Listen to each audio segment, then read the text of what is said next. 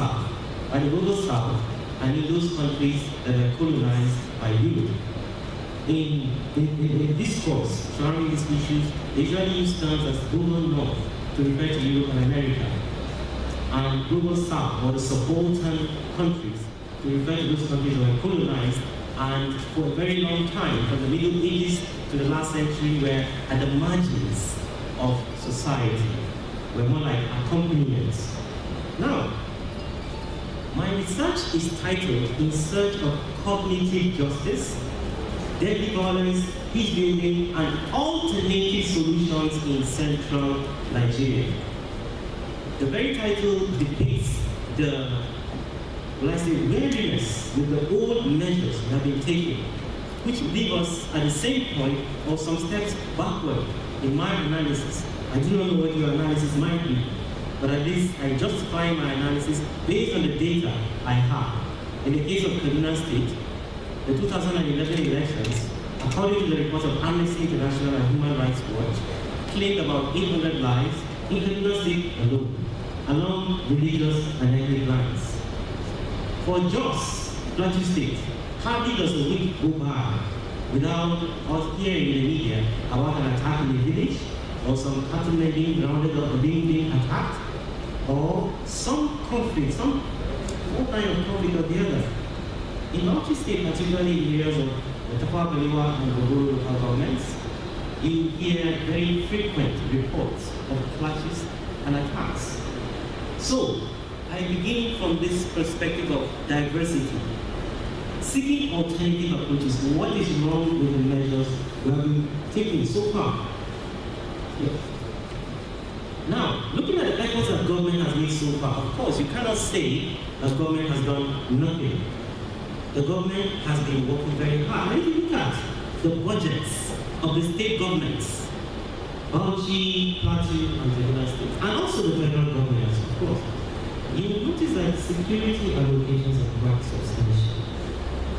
And critics of the system would say that that is the best way of subverting public funds. Because when you mention security, there is no other question. Now the question is, what kind of task is this? Uphill task. Why is it that so much is invested in security and yet we make little progress in terms of effective peace building? And this somehow feeds into the psyche of the international community. It's really pathetic when you see the stereotype of which Africans are viewed as black, bloodthirsty, violent, intrinsically violent people. And lots of research has been done. We say we Africans, we cannot even compose ourselves. We are simply inclined towards violence by nature. And our recurrent conflicts and the failure of our attempts to build peace further reinforce these assumptions.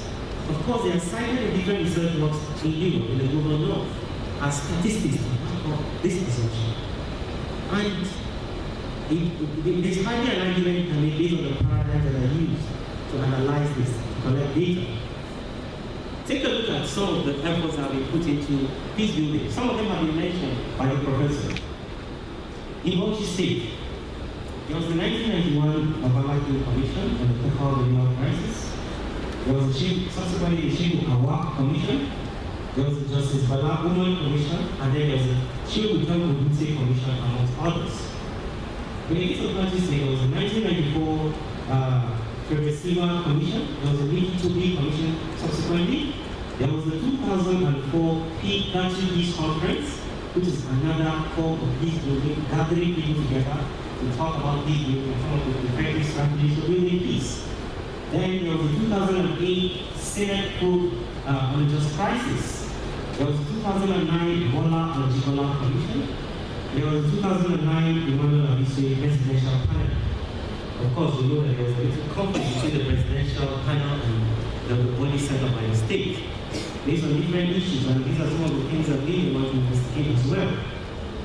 Then there was the 2011 Solomon and Yahya Kwande Commission, amongst others. In the case of Kaduna State, 1987 Hansi Londi Commission, 1991 Rahila Fuju Commission, 2000 Commission on the Sharia Crisis, and the 2011 Justice Mohammed Bello Commission of Inquiry.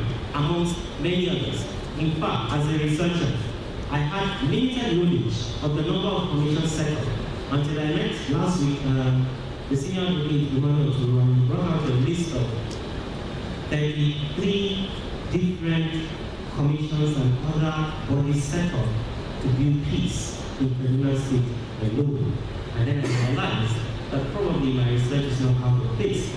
Now, these efforts of government look quite impressive, especially when researchers tell you, researchers like Michael Vickers, they say that a commission of inquiry is the highest weapon in the government's arsenal for problem solving. That is the highest weapon a government can deploy, just like an intercontinental ballistic missile in military terms. Now, with the deployment of all these measures, why are these problems persistent? Now, this therefore raises the question, there is a need for further research about these conventional approaches to peace building. And probably we need to step back and re-examine these measures critically. And probably examine possible perspectives that are not exactly like these ones that so far have not been as effective as we may want. In my research, I have categorized the measures of peace building into two dominant ones. I call them security measures. The first one, security measures. Of course, we see policemen outside, we see them on the streets pointing guns and sometimes deputy. And those are security measures. We deploy the military or the police as soon as we hear there's a crisis about to break out, and put up control measures. Some of them have been mentioned. A lot of them are set up by the administration of Senator McEwen as governor of the United States. And of course, it is a default state of affairs, almost in the entirety of northern Nigeria, because of Boko Haram, amongst other things. The other category of measures are the judicial measures. Commissions of inquiry, panels, prosecutions of the cause of prosecution of individuals. But then I tried to come up with a third category, which is like dialogue, based on the dialogue, and something like stepping aside from the norm. And that's where I categorize the initiatives put in place by the government of Senator Ahmed. For me, looking at the history of Nigeria, he did something a little bit radical, a little bit to the left. Yes, he granted an interview to the Princeton University for an hour and 2 minutes about his successes in peace building in the United States. But you see, my research takes a perspective that still points very serious loopholes in the distinguished senator's approaches to peace building when he was a governor. His methods were quite commendable because that was like a revolution. When you look at the trajectory of peace building in Nigeria, in northern Nigeria, and of public administration, of course. Now, I'm going to talk about what peace building is in terms of cognitive justice. But before then, I want to mention that the international community also is another player in peace building. But it is the lamest of the approaches that we can see around. The highest, you see a petition from some groups or another calling for the International Criminal Court to prosecute one community or another, or one person or the other. But how much has been done? Those of us who are lawyers would know that the threshold requirement in addressing and prosecuting mass atrocities has been such a holdback that many say it is only when millions are killed that the international law, begins to act. The case of Rwanda and the Balkans. On the other hand, the politics of international law also makes it quite clear that where the interest of the powers that be is at stake, then they begin to jump into action. When very little in terms of humanitarian terms, comparatively, is at stake, and probably it will worsen the situation at times. And a classical case is the case of Libya. As far as some of us analysts are concerned, Libya's case was humanitarian imperialism.